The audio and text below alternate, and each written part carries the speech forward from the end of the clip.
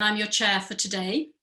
I've been lecturing and researching around equity and inclusion in education here in Manchester for the last 15 years. I worked in Southern Africa in the 80s and the 90s, and it's my privilege to be chairing this session today. So we have a lot of speakers. We're going to start with the two main speakers, and then I'm going to introduce you to our four panelists. And then there will be about 20 minutes at the end for questions and answers. So beginning with Naomi Hossain. Dr. Naomi Hossain is a senior professional lecturer at the Accountability Research Center in the School of International Service at the American University in Washington, DC, and a senior research fellow at the Institute of Development Studies at the University of Sussex in the UK. Over to Naomi. Thanks, Susie. And now the tech part where I try to share my screen. Thank you so much, everyone, for coming today, and to ESID for organizing this webinar. When they approached us to talk about these books that we had published last year, these projects that we have done on the politics of education, I said, yes, I'd love to, but really I would like to move on from the political sciencey parts of the analysis and really think about, so what? We learned all about the politics of learning reforms, about educational development, but what now? And so I was really thrilled when we managed to get Rakesh, Ram, Sarah, and Tanvir to join with us to talk about what I think are really critical issues of building coalitions and developing strategies for holding governments to account over the learning crisis. So I'm going to talk as briefly as I possibly can about the first of these two books that ESID published last year. I should say they're both open access. Yours is open access too, I think, isn't it, Brian? Yes. They're both open access, both edited volumes, the result of quite a number of years of work with a large number of contributors from around the world. So please do read them. We'd really love to get your feedback. Some very, very interesting pieces in there, including contributions from Lant Pritchard and Mary Lee Grindle in the Politics of Education book. And, this really came out of a sense that increasingly we recognize, I think, that politics really matter in the sectors, in the delivery of social protection or gender equality or education for that matter. But relatively little has been written about the politics of education in developing countries. We know relatively little about how it works in any kind of systematic way. So these books really tried to address these questions. And the context for this is you'll be very familiar with the learning crisis, the global learning crisis. I think this language is widely accepted now.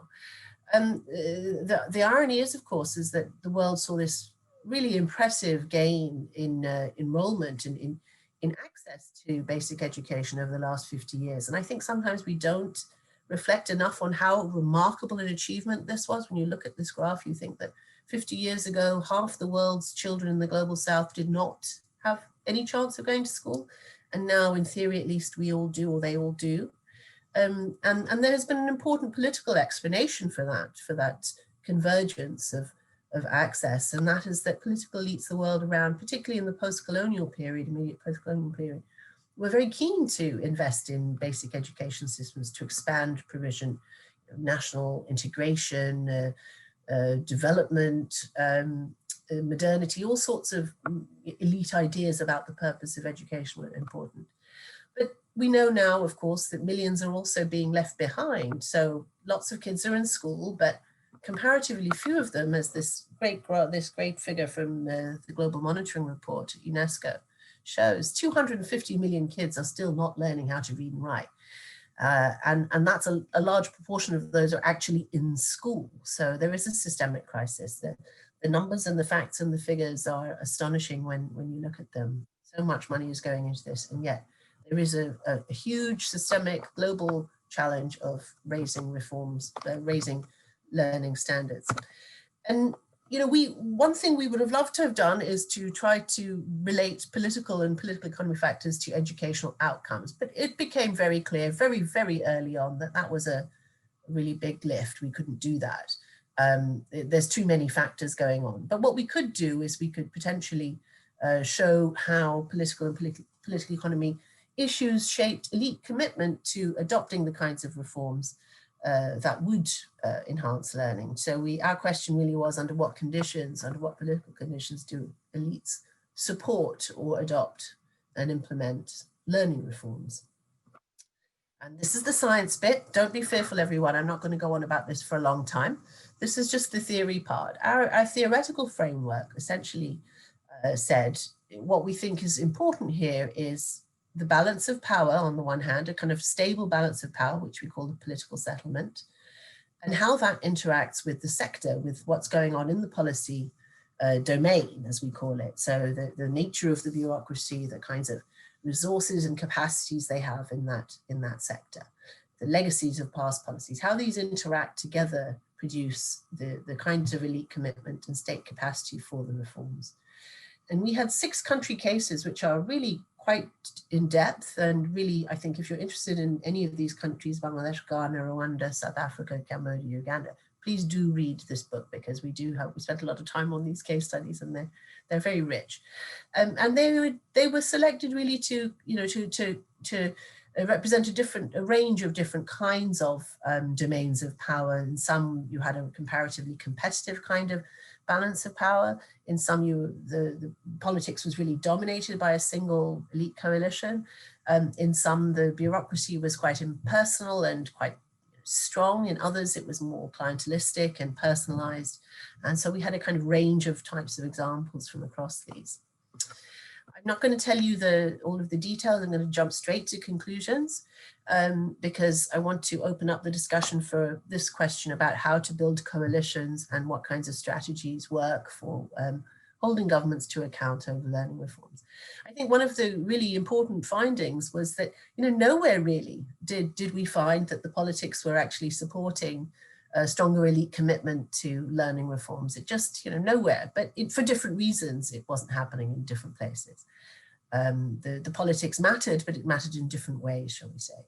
Everywhere we saw that policy making around education was quite politicized, it was quite clientelistic. Teachers remain an important political group in most countries. The kinds of coalitions, popular coalitions, civic groups, civil society groups, and political and policy coalitions that were very keen to expand access just really aren't really there in those countries, but under to support quite strong reforms around teacher effectiveness, teacher learning, accountability at the local level, or indeed the alignment of policies through the system from the top to right down to the school. The type of political settlement did matter, but in each case, the result was the same, whatever the political settlement really was. So in more competitive political conditions, you could see there was more space for different kinds of ideas to emerge. So in Bangladesh and Ghana, certain kinds of reform agendas were opened up, but at the same time, they have very short-term political horizons. There's an election in 4 years, so you've got to do things that are going to keep you popular now, not difficult things that might bring the teachers out on strike, or might bring the education officials out on strike, or might make the teachers, the parents unhappy. So those short-term horizons do have an impact. And yet, countries like Rwanda, for instance, they may be able to move quite fast when they have the right kinds of policies, but they don't tend to be able to enable the kinds of local problem solving, the kind of transactional arrangements that need to be in place to enable improved teaching and learning at the local level. They tend to be too heavy-handed and dominant. Of course, in some cases, in the Rwanda case, particularly good example, the government adopted an English language reform, moved from French to English at a time when the system was really struggling with quality, and this just made things worse. So although in theory these more dominant political settlements could enable strong learning reforms to be taken up, in fact, we don't see that to be the case. These paradigmatic elite ideas about development, national integration, and so on still matter. And the old legacies of old policies, including the rapid expansionary access policies, they also have an impact on what goes on now. There's a kind of path dependence, if you like, that we find in each of these countries. So just a very quick note on some of the implications and why really I wanted to have this conversation with Rakesh, Ram, Sarah, Tanvir, and all of yourselves in the webinar, is that, you know, we find, you know, it's not said enough, and some people, you know, certainly in the World Bank and other places don't say this, but most of these systems are under-resourced. You know, they're trying to do a lot with not enough money, not enough people, not enough authority as well in many cases. There's a lot of misalignment between what the top says it's doing and what is actually going on at the local level. When reforms are adopted, they're not necessarily the kind of governance reforms that are needed to support education reforms don't necessarily happen. Very clear finding is that much stronger coalitions are needed to demand and monitor reforms for quality education. And this is really, for me, the most important finding that I really want us to discuss today. When we've spoken to donors about the kinds of interventions that might work in these contexts, and it's very clear that the kinds of ways you can intervene to try and raise learning or raise learning reforms on put them onto the agenda are very different in dominant settings to what they are in more competitive political settlements, where, you know, in places like Ghana, you can invest in building these multi-stakeholder coalitions that will demand and monitor reform. But it's also possible to look at, we found quite a lot of local level variation, quite a lot of local level success to very specific problems, often things like teacher absence or poor performance in exams and so on. And we think there are great opportunities to scale up these solutions using these kind of what they call problem-driven, iterative, adaptive, or doing development differently type approaches, which really look at what's working already and try and build on that. And I'm going to leave it there now and hand over to Brian, who's going to talk to us about about his findings from South Africa more specifically. And I'm going to introduce Brian to you. So Brian Levy is a professor of the practice of international development in the School of Advanced International Studies at Johns Hopkins University. He joined the faculty in 2012 following a 23-year career at the World Bank, and he was the founding academic director of the Nelson Mandela School of Public Governance at the University of Cape Town, where he continues to teach following his retirement late last year. Over to Brian. Great. Thank you, Susie. So like Naomi, I'm not going to try a book summary. Rather, I'm going to focus my comments on the core questions of the session and around participation. And I want to open that with distinguishing these three varieties of participation that you can see. The first of these, sort of classic activism in the area, holding government to account, is clearly tied to access. Second and third are the ones on which I want to focus my remarks. And in focusing my remarks, what I want to do is I want to add to what we have in our two books, a framing which comes from the excellent 2017 World Development Report on learning to realize education's promise. And what I love about that report is the simplicity with which it lays out the puzzle in education. 3 points to flag about this framework of theirs. The first one is notice that it puts learning at the center. The second one is the middle of these concentric circles highlight the crucial proximate determinants of learning, which are often the focus of education sector reform: teachers, learners, school input, school management. But for our purposes, the crucial feature of this is the way in which it highlights the multiple stakeholders that shape what happens within an education system, and also that shape the governance arrangements within all of that which that functions. Now, here's the dilemma that this poses for us. It's this. When you have a complex system can be stuck in low-level learning traps, even if many would be better off with a shift to a higher quality equilibrium. As you can see from the spaghetti diagram, if you try to change things in one corner of it, it's very difficult given the interdependent nature of that system. And so what you get, and this I'm going to use this framing later as well, is you can distinguish across systems. Are the systems coherent or are they fragmented? And if they are coherent, are they aligned to learning or are they aligned to something else? So that's the frame, and that frame lends itself very nicely to capturing the heart of what came from the research on South Africa, which was there we drilled down into 2 provinces in South Africa, and we discovered 2 vastly different education systems at the provincial level, both of which were problematic. And what we had is one of these provinces, what we had was a almost classic example of the problem of fragmentation of the system. That's the Eastern Cape. Almost very, very difficult, almost impossible to change given the broader political constraints. In the other province, the Western Cape, what we saw was a quite different problem. It was the problem of a preoccupation with hierarchy and process compliance, thinking that compliance with process is sufficient to achieve learning, which it is not. So then the question arises, how does one address each of these two problems? And the answers are quite different. One aspect of this, if one's dealing with that bottom left quadrant problem, what emerges is the possibility of pockets of effectiveness, including strengthening school-level participation as a substitute for a dysfunctional bureaucracy, which just simply isn't fixable on its own terms. We looked at this in the South African case, and this is what we found. First, South Africa put in place effectively what many countries had been struggling to put in place, which was an intergovernmental system which was aligned vertically, and it has the formal enabling environment in place for empowered participation at the school level. We went in depth into school level case studies. What does that translate into in practice? And the evidence, I think, was fairly clear. It was clear that the impact was mixed, but it was also clear what were the determinants of the variation in that impact. The determinants were the nature of the power dynamics almost at the level of the school and its stakeholders itself. And this was intriguing because it raised the possibility that one way to engage is to support developmental actors at the local level. And I think this comes through quite strongly in the cases. Happy to discuss that further if you like. The trouble is that if you look at the nature of activism in the South African case, more on this later, that's not where the focus is. I'll come back to that.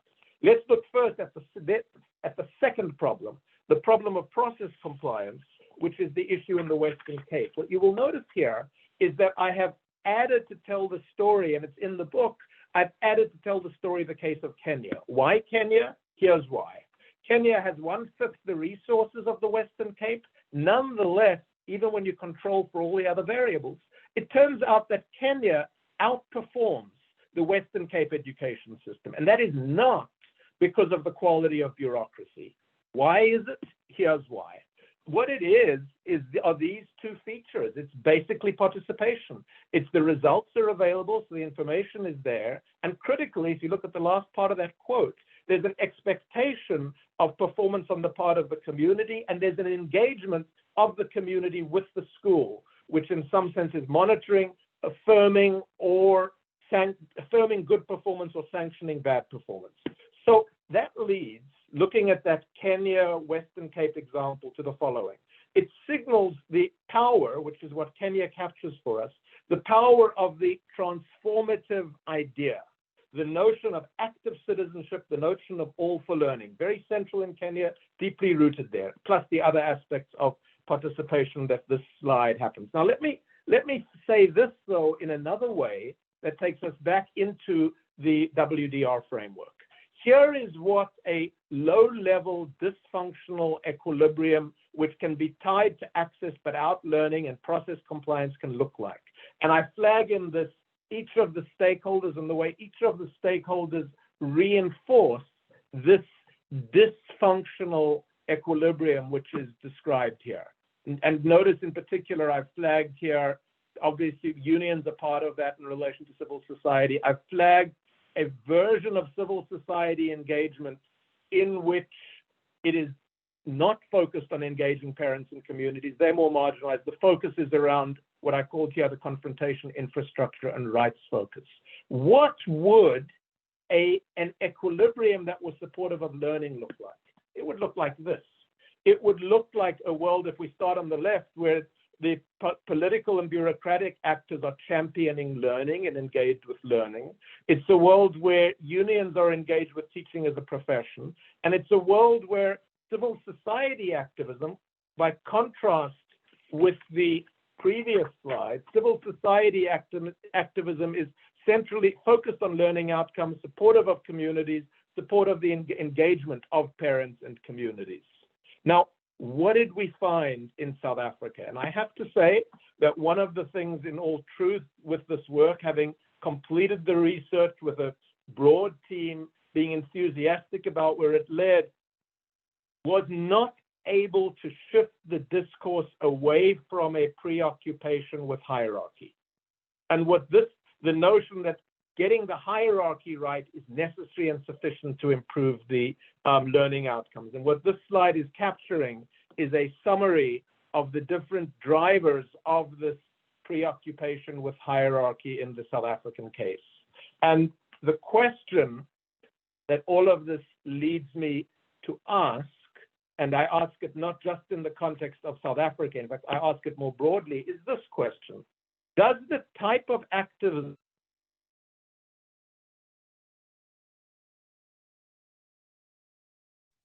Brian, you're muted.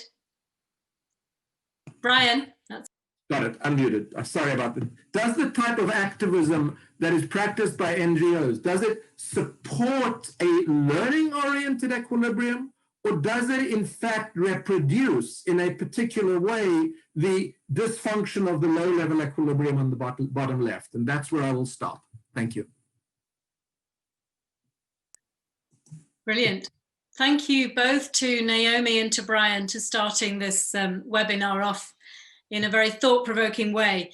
So it's my role now to introduce the panelists. We have 4 panelists, and they're each going to be invited to speak for 5 minutes and to 2 questions, which Freya can put in the chat, but we can also see on a slide shortly. So I'm going to begin by, do you want to put those slides up now, Freya? Or yeah. I'm going to begin by introducing the first panelist, that's Rakesh Rajani. Rakesh brings 3 decades of experience in human rights, education, governance, and philanthropy in his role as Vice President of the program at Co-Impact, a global philanthropy committed to support large-scale systems change and gender equality in the Global South. The other thing I want to say about Rakesh is that he's published very widely in both English and Swahili, and he's co-edited 2 volumes of Julius Nyerere's writings on education. Over to you, Rakesh. Thank you, Susie.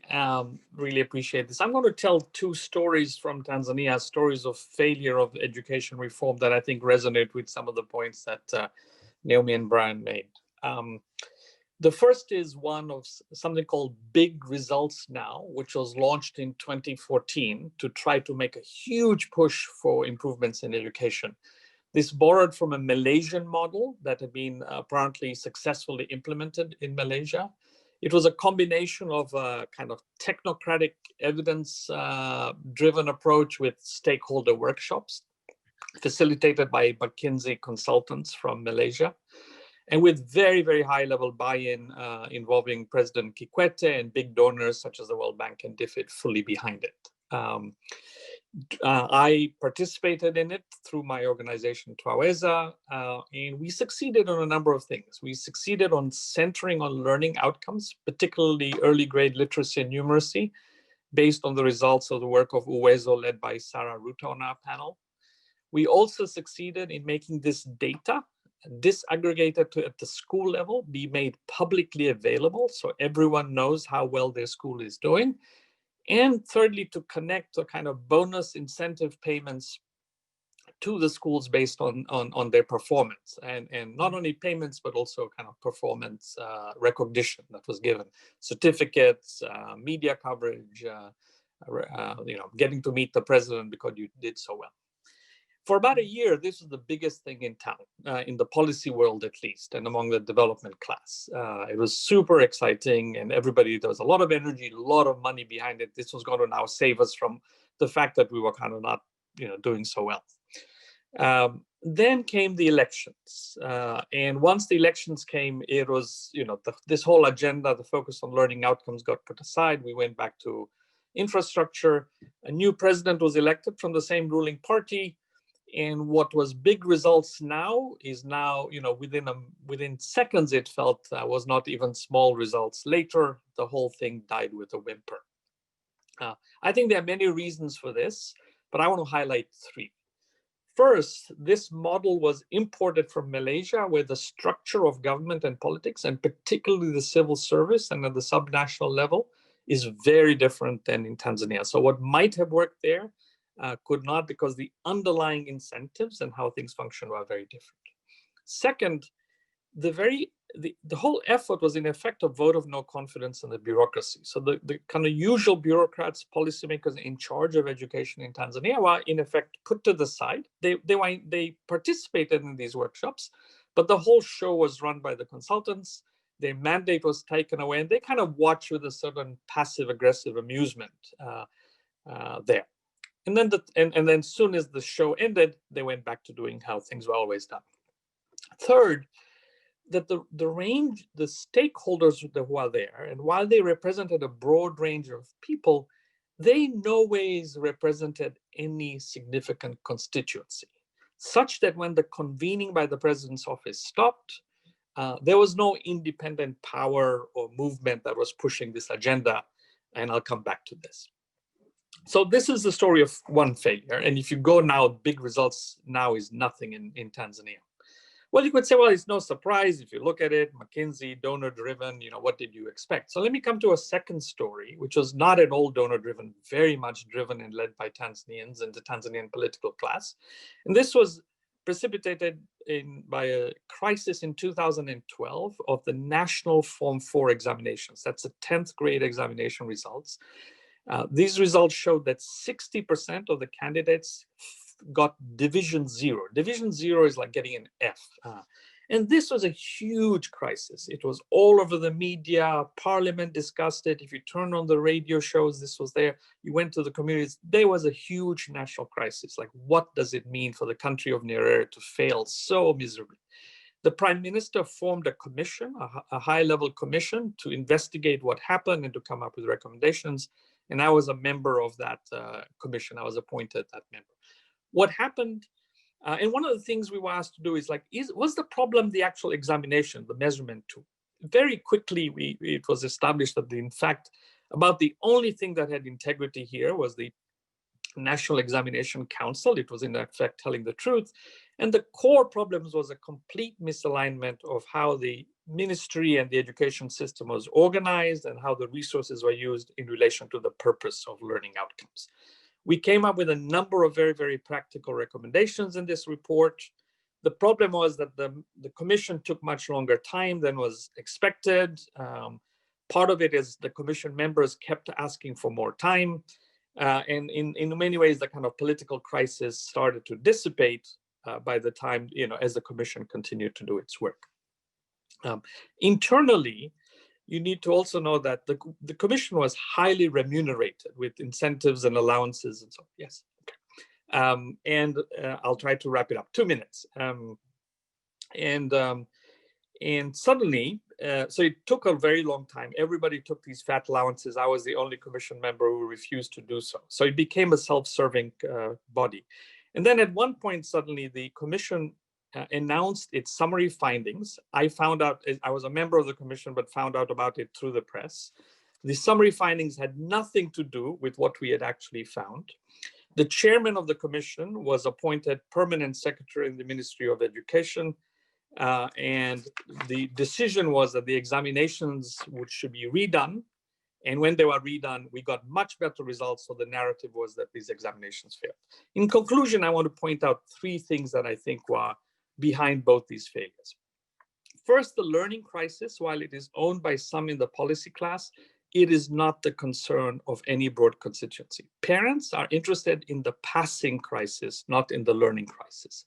Middle-class elites who might be able to care about learning, essentially we all send our children to private schools. So the people in charge of making decisions, there's no personal stake. We are talking about other people's children because our children go to private schools. Second, there was no organizing by anybody, right? The teachers union at some level doesn't really care about this. They're also involved in patronage politics. The civil society groups, including the one that I was very much focused on kind of data, parental involvement, but no constituency organizing. The opposition was focused on infrastructure because they saw them wanting political points.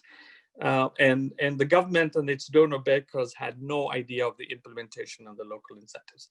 And the final conclusion, I think, is when it comes to civil society in Tanzania has become a deliverer of donor-funded projects with shorter-term timeframes of how you bring results, not at all able to organize political constituencies. So until we figure out how you organize political constituencies, I think our best hope is to depend on elites who will likely to fail us.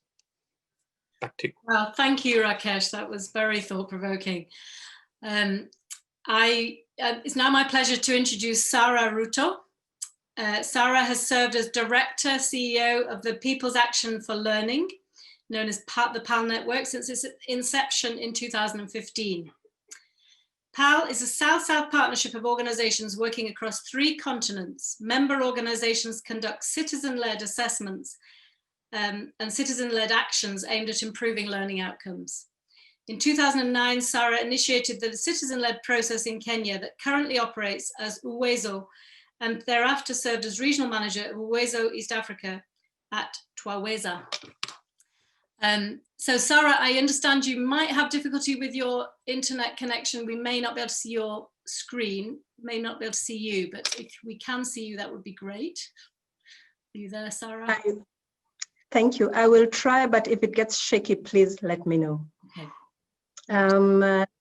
Thank you. I do not know if you know that Rakesh was my boss, and there's a reason why you allowed him to speak and then me speak.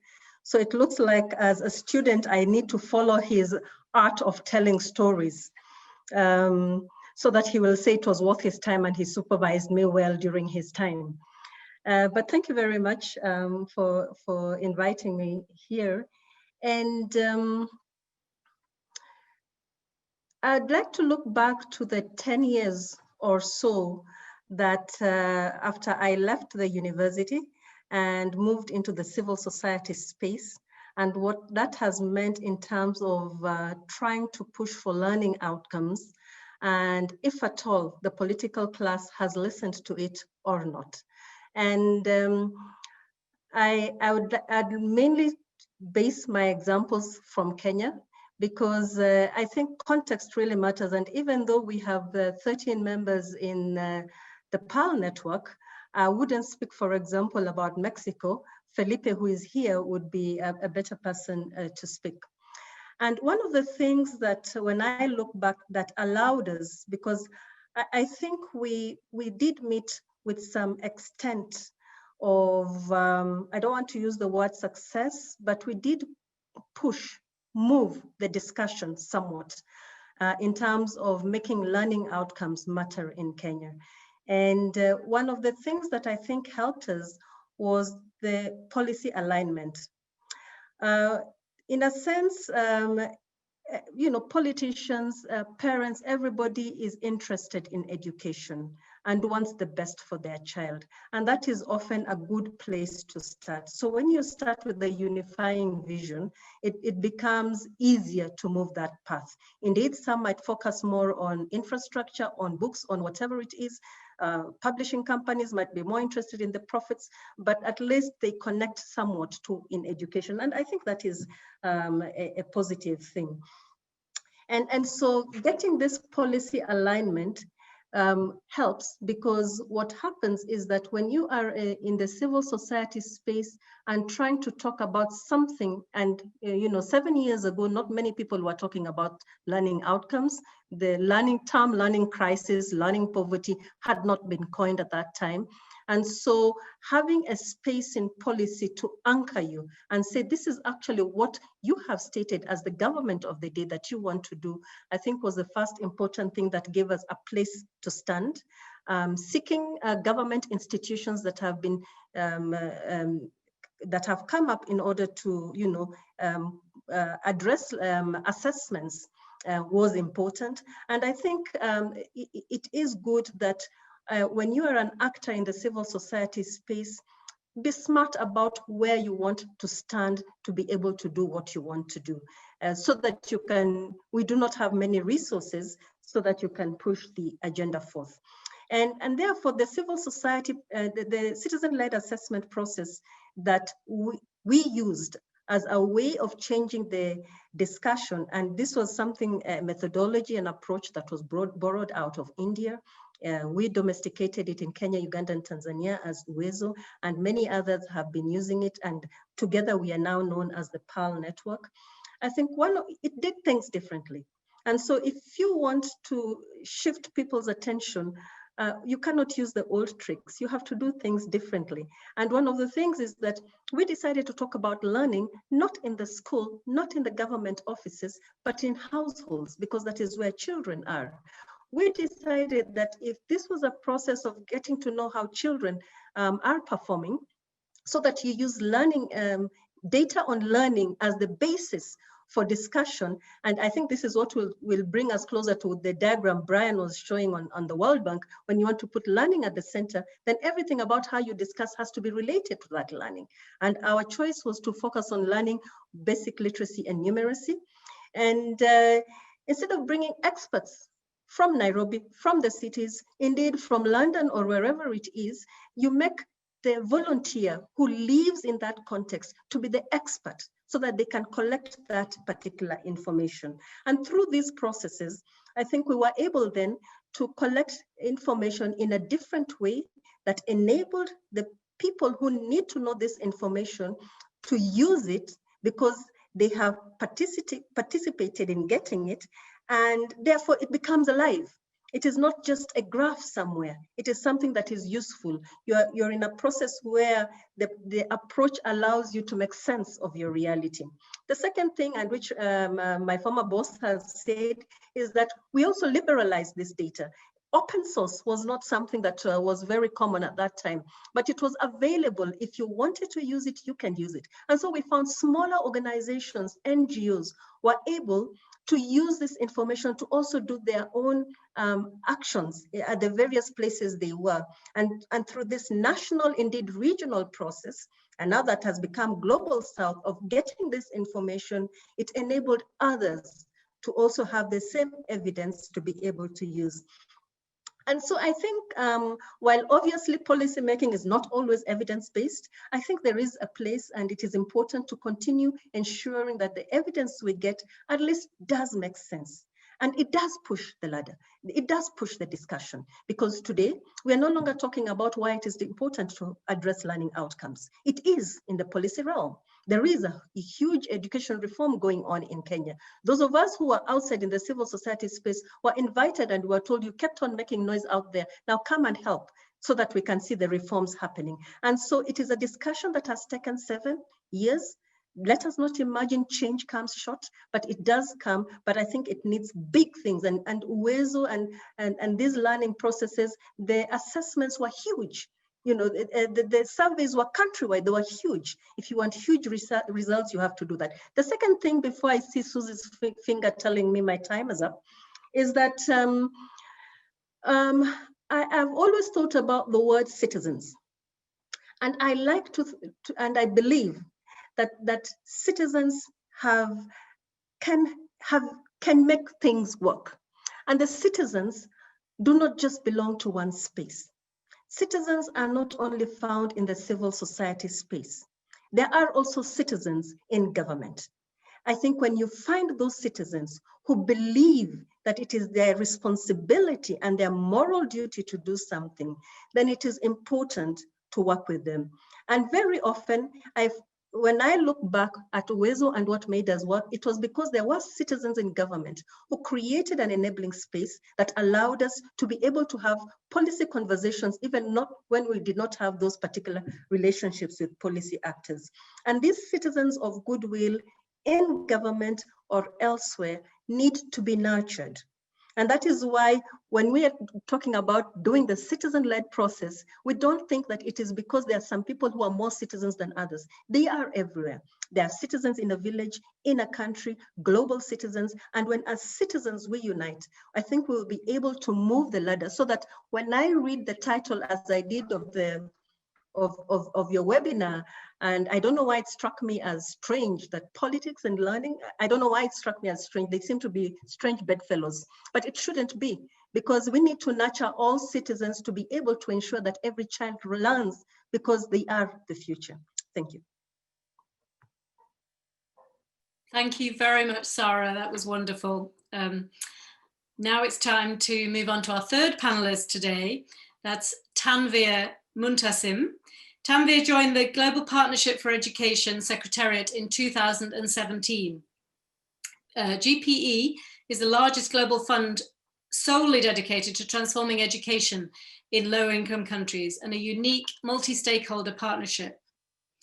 Tanveer also manages Education Out Loud, which is GPE's fund to support civil society activities and influence in shaping education policy to better meet the needs of communities, especially of vulnerable and marginalized populations. Over to you, Tanveer.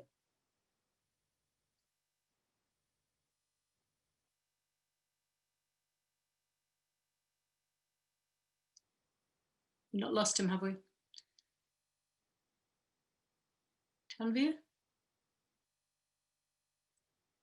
If Tanveer's dropped off and he's not jumping up to the screen, I suggest we move on swiftly to introduce Ram, and then we can find out what's happened to Tanveer. Sorry about that, everybody. So Ram, are you ready? So Ram is our fourth panelist today.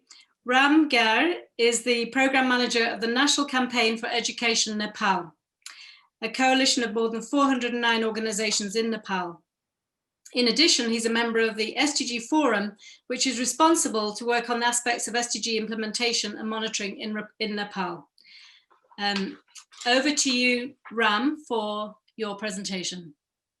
I know I can see you. I'm sure I can see you. Yeah. Sorry to jump on.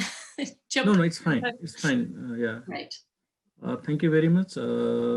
Especially thanks Tanveer, though he's not here, but connecting me, and thank you very much for the organizations to provide this opportunity to share the some of the thoughts and experience in regard to the Nepal, that how the coalitions we are being the part of the learning reform in context of Nepal. As you briefly mentioned during the introductions, National Campaign for Education is a national level coalitions of more than 409 organizations.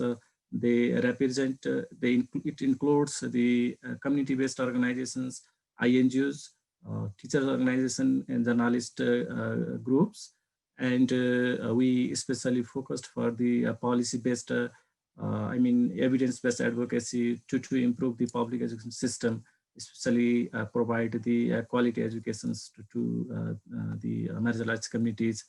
So coming to the points, what kind of coalitions, based on the coalitions are successful, based on our experience, there need to be the credibility of the coalitions. To bring the credibility, every coalitions need to have a accountability in itself, so that we can make the government accountable to have the quality outcomes, especially the learning outcome and learning reforms. Also need to have evidence-based opinions and evidence-based the claim that we can convince the governments and stakeholders so that we can bring the changes in the policy, and we can enforce them in the policy implementation also, that reflect to the in face of the people. And also that we need to focus, based on the experience, that we need to focus too much on the human right based approach that the every coalitions need to have, because education learning is the right of the every child, and we need to consider that education is a human rights, and that is the state responsibility, and we need to be more focused to make the government accountable to respect the education as a rights. And in regard to, I'll come up in regard to the how the learning reforms happen in developing countries. I think so we need to consider most that whose agenda is the reform agenda, especially in the developing countries, based on the experience that the reform is not the agenda of the marginalized community. Reform agenda is much of the, sometimes it is of the elite groups, sometimes it is of the political parties, that they captures the community, and then showing those community they claim that this is the reform agenda of the community, and sometimes it is the agenda of the development partners and donor groups, and they support to the country, and but they impose to the country level. so as to reflect those agendas. In regard to how the learning reform has been happening in the country level and how we have been the part. So learning reform, it's a education especially is a more the political agenda. It need to be a political agenda. And in regard to that, as a coalitions, we have been able to make the public education system, especially the quality education system, to have a political agenda, and we have been able to lobby the every political parties, especially to lobby in their political manifesto, that is the ultimate document that reflect in the policy level to bring the changes. And also we have been able to have the management reforms also, because in context of Nepal, the the education system has been also decentralized, and the local governments, they are the responsible to provide the quality educations to the children. And it was the time for the coalitions to provide the support to the local government to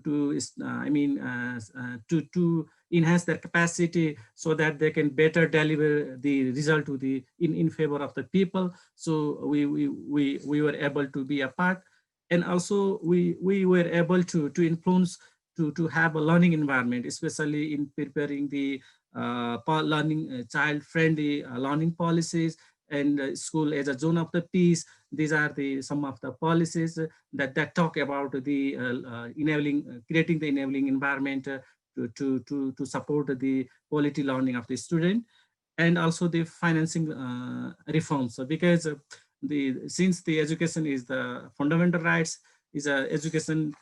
Okay, I'll come up to the point. I'll come up to the end also. And education is the the fundamental rights and free and compulsory. So we have been able to make the government accountable towards allocating the sufficient funding to the public education system through tracking the budget. And doing the research to find out the financing gap, and providing the alternatives to the government, how they can generate the resources to support the public education system.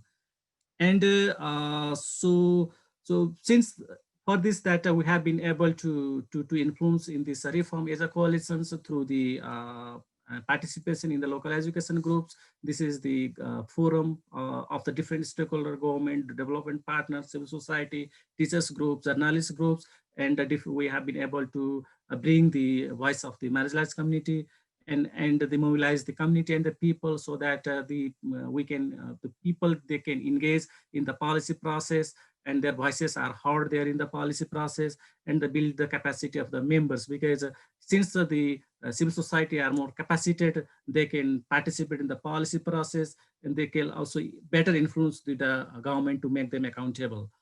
And just briefly talking about the challenges of the civil society, one of the major challenges is that there is the lack of the understanding of the civil society rules, because the governments sometimes they take the civil society as only the supporter, but not as a partner. So I think this kind of mindset also it's a challenge that sometimes society face in working and enhancing the collaboration with the governments.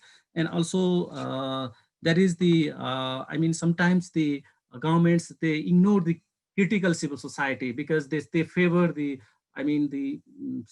civil society who speaks in favor of the government, but who are they sometimes ignore who are critical towards them. So sometimes the critical voices are sometimes ignored. And also there is the limited space and limited funding resources to ensure the sustainability of the civil society. And sometimes there is the rumor, and the media sometimes they provide this negative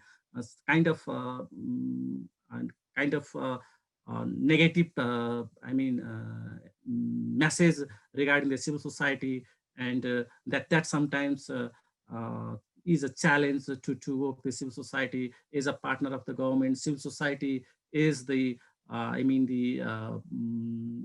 agency to carry the voices of the marginalized communities and unserved people.